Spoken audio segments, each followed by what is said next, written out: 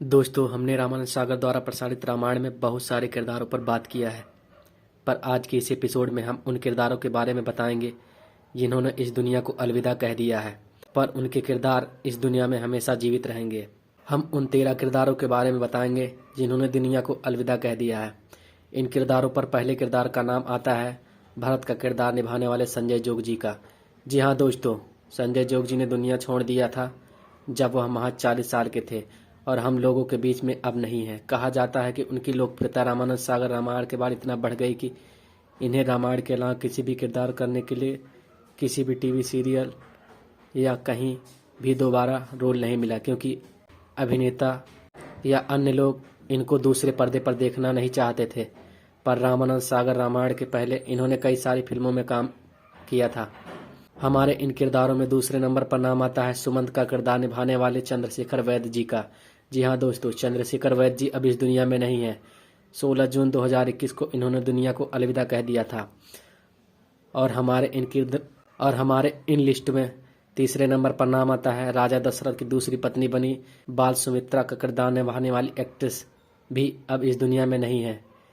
इन किरदारों में चौथे नंबर पर नाम आता है महारानी सुनैना का किरदार निभाने वाली एक्ट्रेस उर्मिला भट्ट, जो अब इस दुनिया में नहीं है। 22 फरवरी 1997 में इन्होंने जिंदगी की आखिरी सांसें ली।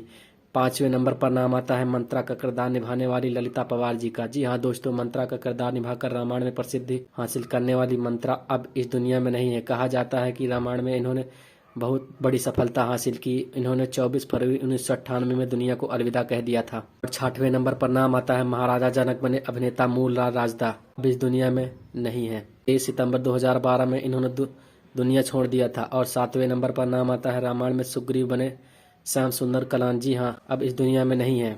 मार्च 2020 में इन्होंने दुनिया को अलविदा कह दिया था। और 8वें नंबर पर नाम आता है रामायण में हनुमान बने दारा सिंह साहब जी का। दारा सिंह साहब अब इस दुनिया में नहीं है। इन्होंने 2012 में जिंदगी की आखिरी सांसें ली।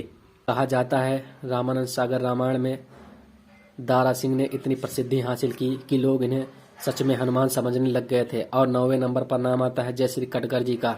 जी हाँ दोस्तों, रामायण में राजा दशरथ की पत्नी बनी कौशल्या अब इस दुनिया में नहीं है। और 10वें नंबर पर नाम आता है रामायण में मेघनाथ बने विजय अरोड़ा जी का। विजय अरोड़ा जी अब इस दुनिया में नहीं है। 2 फरवरी 2007 में इन्होंने दुनिया को अलविदा कह दिया था। और 11वें नंबर पर नाम आता है रामायण में विभीषण बने मुकेश रावल जी का। अब इस दुनिया में नहीं है मुकेश रावल। नवंबर 2016 में इन्होंने जिंदगी की आखिरी सांसें ली। और कहा जाता है इनको जवान बेटे की मौत का सदमा था और यह बर्दाश्त नहीं कर पाए, उसी के चलते इन्होंने सुसाइड किया था, पर इसका कोई ठोस सबूत निकलकर सामने नहीं आया। और 12वें नंबर पर नाम आता है रामायण में कुंभकर्ण बने नालिन दवे जी का। जी हाँ दोस्तों, रामायण के कुंभकर्ण नालिन दवे जी भी अब इस दुनिया में नहीं है। इन्होंने इस दुनिया को अलविदा कह दिया था जब वह मात्र 50 साल के थे। 1990 में इन्होंने दुनिया की आखिरी सांसें ली। और हमारे इन किरदारों में 13वें नंबर पर नाम आता है रामायण में रावण बने अरविंद त्रिवेदी जी का। जी हाँ दोस्तों, अरविंद त्रिवेदी जी ने हाल ही में 2020 में दुनिया को अलविदा कह दिया है।